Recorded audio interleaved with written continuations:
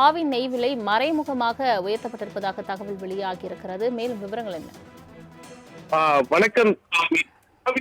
பால்முகலுக்கான விலையை லிட்டருக்கு 37 ரூபாய் உயர்த்தி பால்முகலின் வயிற்றில் அடித்து வாழ்வதை அபகரிக்கும் ஆவி நிர்வாகம் என கண்டனம் தெரிவித்து தற்போது பால் முகவர்கள் தற்போது அறிக்கை வெளியிட்டிருக்கார்கள்.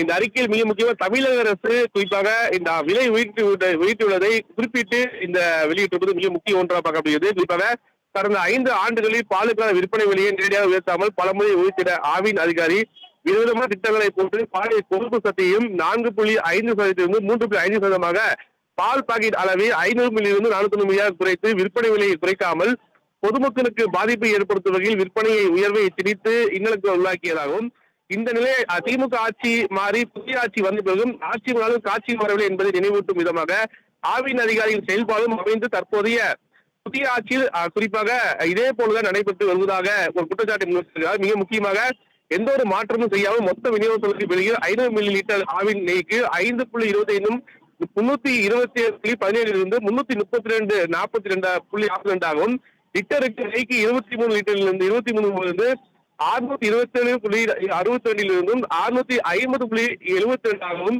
பால் முகல் மற்றும் சில்லறை விற்பனையாக பாதிக்கப்படும் வகையில தீர்த்திருப்பதாக ஒரு குற்றச்சாட்டை முன்வைத்திருக்கிறார்கள். மேலும் ஏற்கனவே மிக முக்கியமாக சொல்லும் என்றால் பால்முகல் சில்லறை வணிகர்கள் மற்றும் மொத்த விநியோகத்தை வயிற்றில் அடிக்கும் வகையில் ஆவின் நிர்வாகம் இயக்குனர் அதே போல் செயல்பட்டு வருவதாகவும் தெரிவித்திருப்பதாகவும், இதே போல் சூழல் ஏற்பட்டால் மக்கள் பாதிக்கும் வண்ணம் இருப்பதாக கூட தெரிவித்திருக்கிறார்.